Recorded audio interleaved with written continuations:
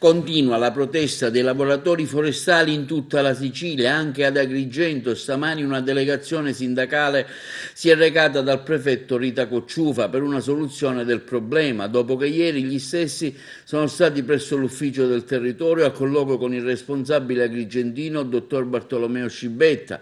Motivo della protesta: ritardi di avviamento al lavoro per migliaia di lavoratori che devono compiere le giornate di legge. Tutto oggi è legato ai fondi europei, con progettazioni che sono al vaglio ma dubbiose di attività veritiere, e ciò porta a maggiore preoccupazione tra le fasce lavorative che attendono un segnale da un governo che si è cullato e non ha ancora chiaro che il tempo sin qui passato deve essere da monito per dare un avvio immediato al sistema.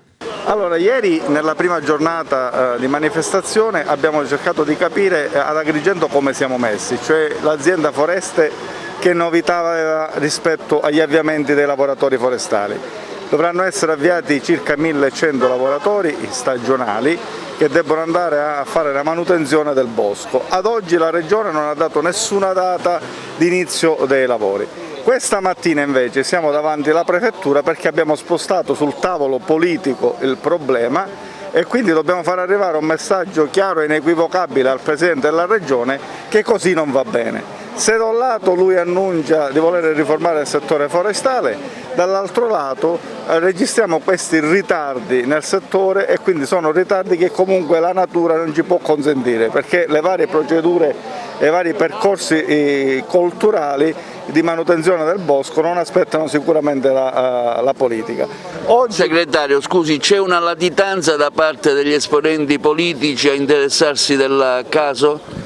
Oramai da quello che possiamo capire la forestale è stata abbandonata dalla politica, è un po' come la formazione personale, basti pensare che quest'anno sul bilancio della regione siciliana non ci sono previste le risorse finanziarie regionali per il comparto forestale. Questo sta a significare che tutte le risorse finanziarie dovranno essere recapitate e prese dalla comunità europea. Ma io invito qualcuno a dirmi se ci sono tecnici bravi alla Regione che possano progettare sui fondi europei. Oramai, così come è noto negli ultimi anni, i fondi europei tornano indietro, quindi affidare il settore forestale ai fondi europei sarà una cosa che darà seri problemi e quindi non darà garanzie ai lavoratori. Diciamo che la prefettura è la massima istituzione nelle nostre province, quindi chiediamo un suo intervento nei confronti del governo regionale perché possa fare accelerare le operazioni che permettono di arrivare alle risorse extra regionali e quindi l'avvio dei lavoratori per i lavori di prevenzione incendi.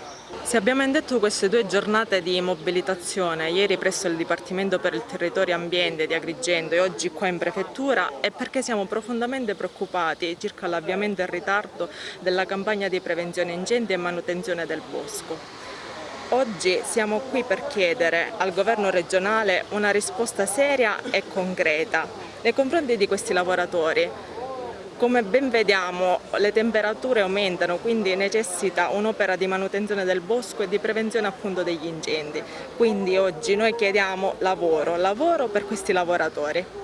Bisogna che questo governo prenda atto che il patrimonio boschivo è un patrimonio e come tale va tutelato e riservato. I lavoratori che con tanti sacrifici e con poche risorse mantengono questo patrimonio devono essere rispettati. Non è possibile pensare di avviare la campagna antincendi quando finisce l'estate. Il Presidente della Regione quando era deputato dell'Assemblea regionale siciliana gridava contro tutti i governi di turno perché avviavano sempre con grande ritardo questi lavoratori. Da 3 anni al governo non ha smosso una sola virgola per dare risposta in questo senso. Noi facciamo appello al Presidente di andare a verificare tutte le sue dichiarazioni degli anni precedenti ed essere conseguenziale alle cose che diceva in quei tempi.